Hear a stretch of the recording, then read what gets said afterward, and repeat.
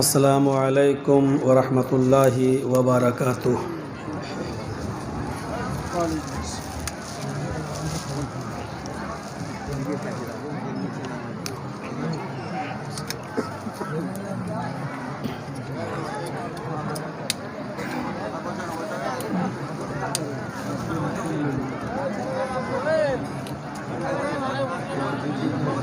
अल्हम्दुलिल्लाह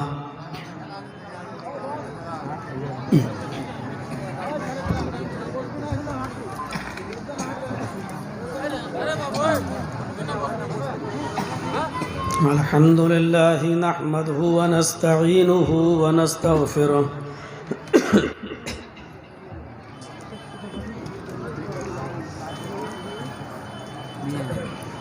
व नऊज़ु बिल्लाहि मिन शुरूरि अनफुसिना व मिन सय्यिआति अअमालिना।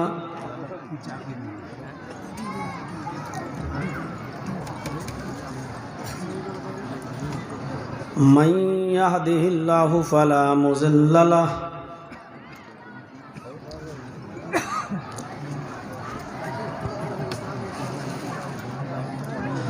व मन युज़लिल्हु फला हादिय लहु।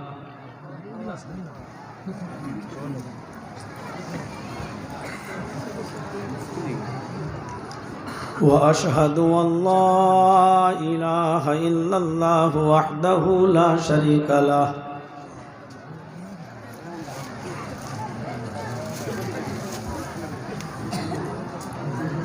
व अशहदु अन्न मुहम्मदन अब्दुहु व रसूलुहु।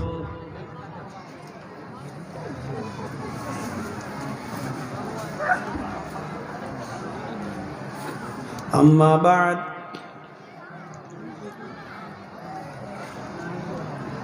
फ़इन्न खैरल हदीस किताबुल्लाह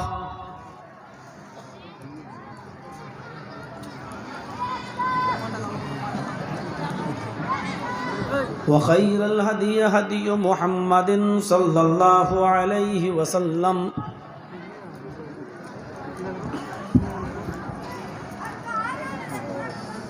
व शर्रल उमूरि मुहदसातुहा व कुल्लु मुहदसतिन बिदअह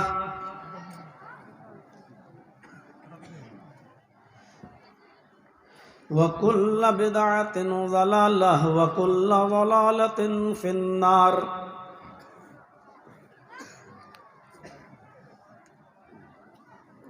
अऊज़ु बिल्लाहि मिनश शैतानिर रजीम। बिस्मिल्लाहिर रहमानिर रहीम।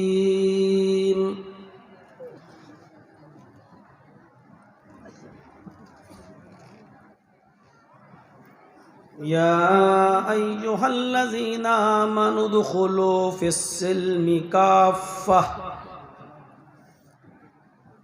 वला तत्तबिउ खुतुवातिश शैतान इन्नहु लकुम अदुव्वुम मुबीन।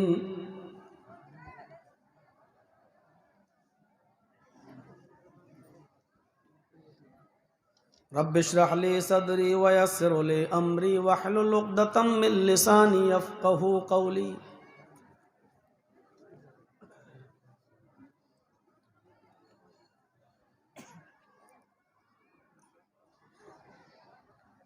मुअज़्ज़ज़ मुअक्कर उलमाए किराम,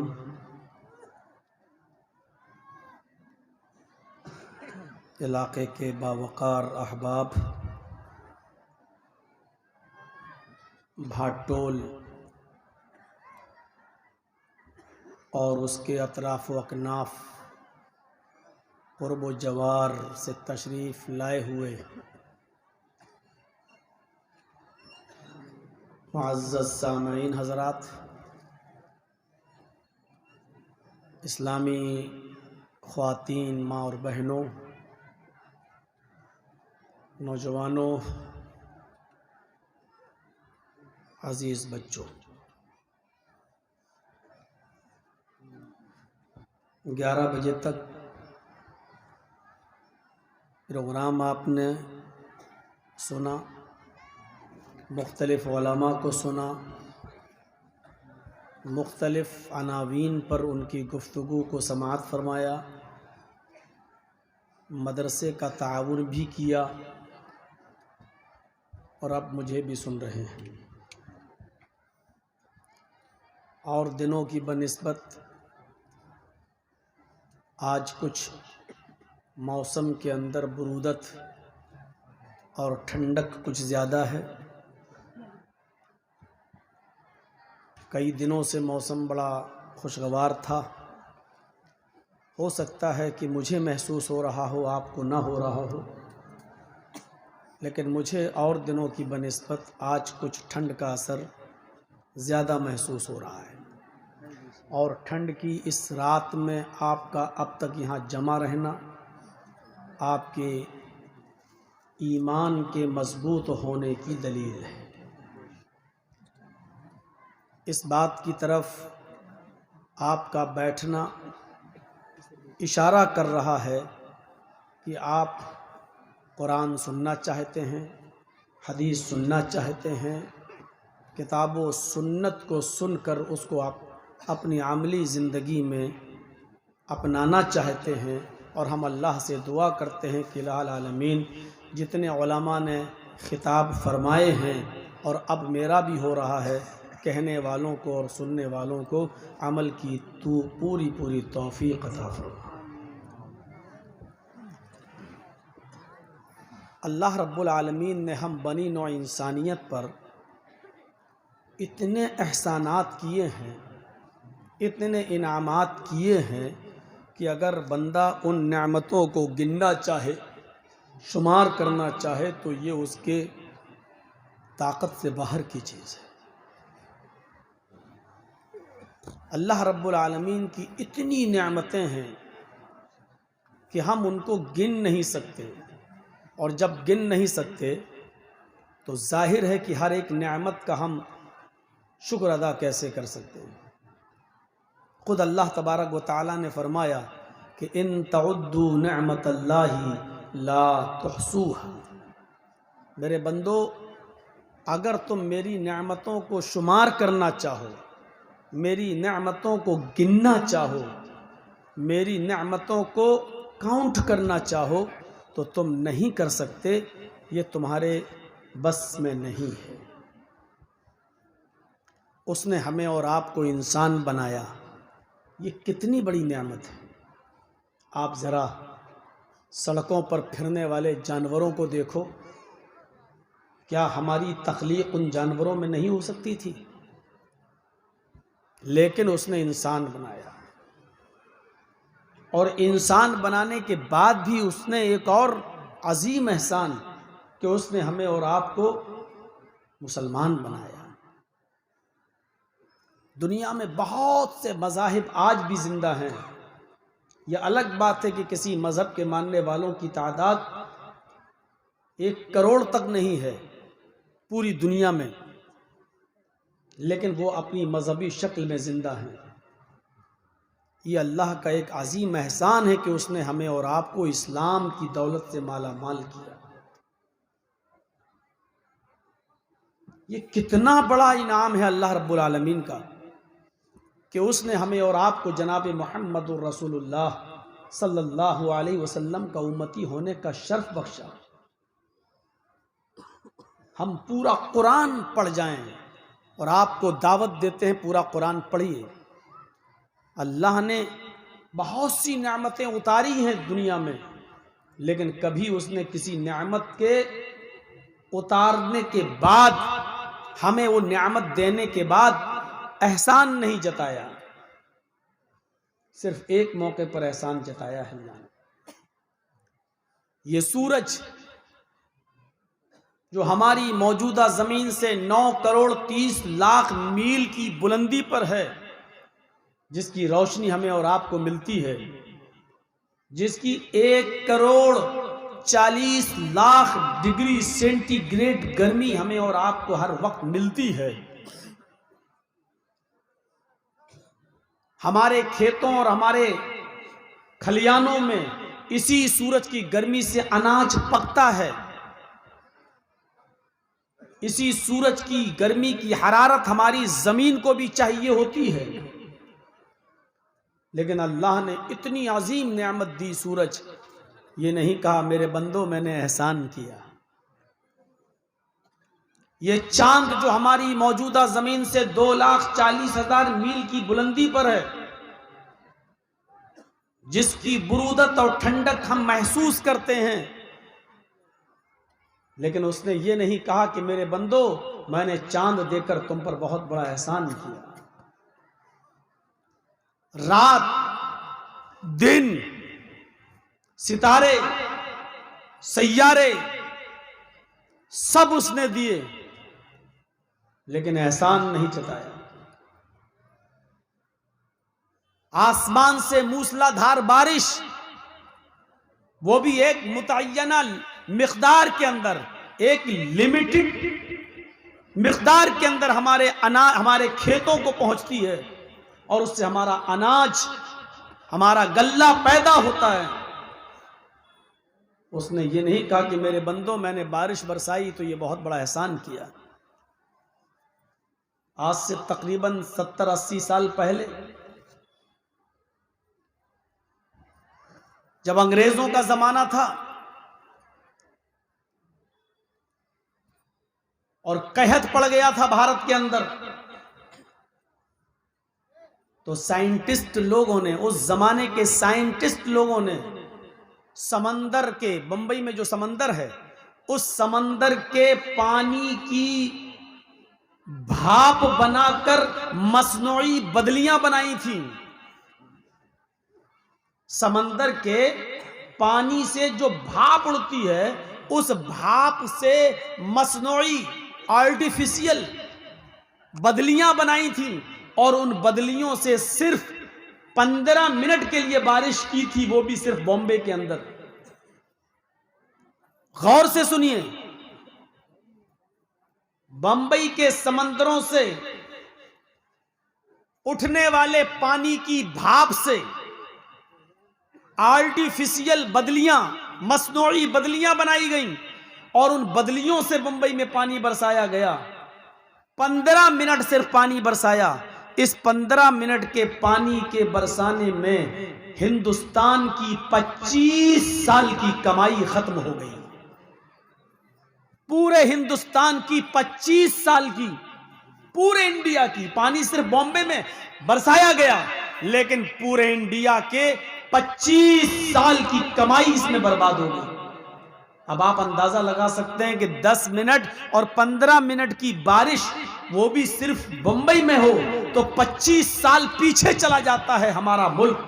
25 साल की कमाई बर्बाद हो जाती है। उस अल्लाह की रहमत का, इस अल्लाह की इस नेमत का अंदाजा लगाओ, जो पूरे हिंदुस्तान ही में नहीं पूरी दुनिया में पानी बरसाता है, बारिश देता है, पूरी दुनिया से अनाज और गल्ले को पैदा करता है। ये कितनी बड़ी नेमत है। लेकिन उसने इतनी बड़ी नेमत को नाजिल करते वक्त भी, बारिश को बरसाते वक्त भी ये नहीं कहा कि मैंने तुम्हारे ऊपर बहुत बड़ा एहसान किया।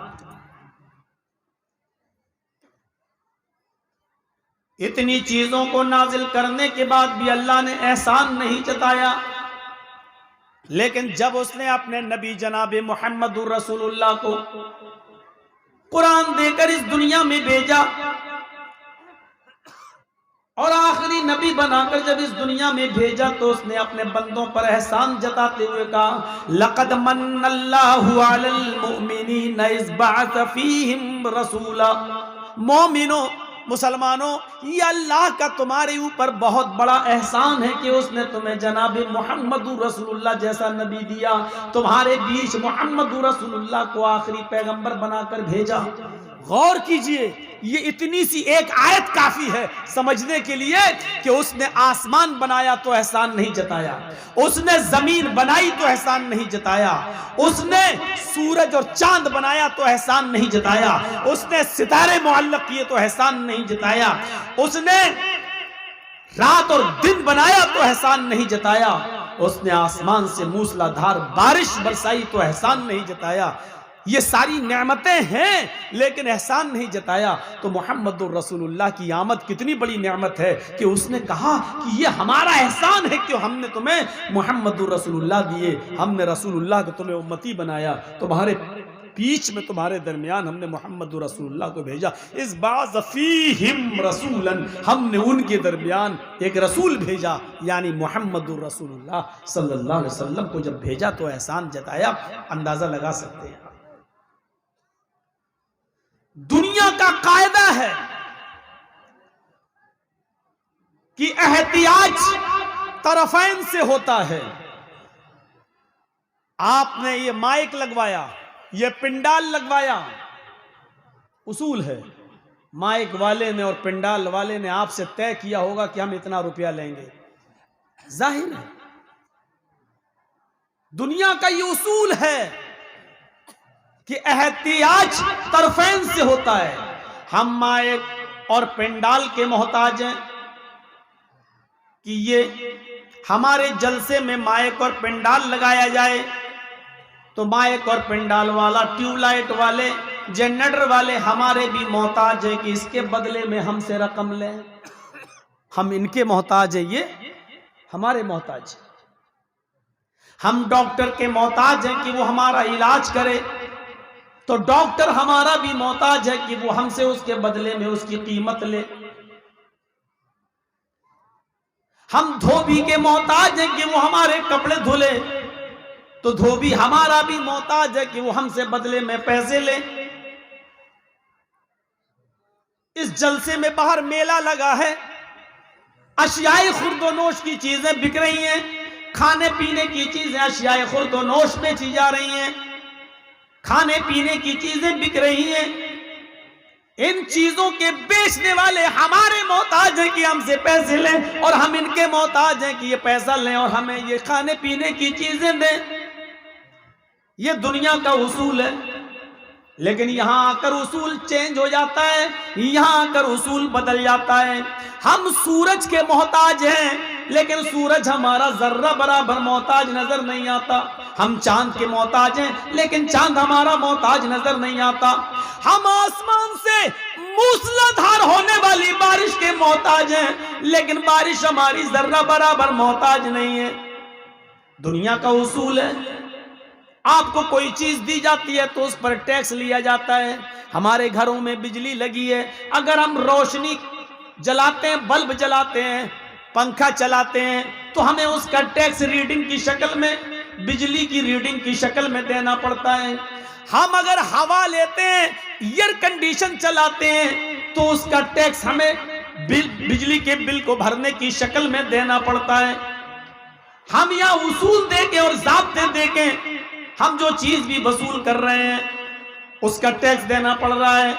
अगर हम गवर्नमेंट से अपने खेतों में पानी लेते हैं तो वो घंटे के हिसाब से उस पर हमसे टैक्स लेती है, लेकिन यहां उसूलों में चेंज नजर आता है।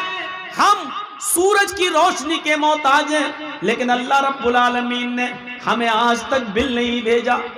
अल्लाह रब्बुल आलमीन ने आज तक हमें बिल नहीं दिया कि तुमने सूरज की इतनी रोशनी से ये काम किया, दिन के उजाले में इतना काम किया, तुम हमें इतना इतना बिल दो, इतना इतना टैक्स दो।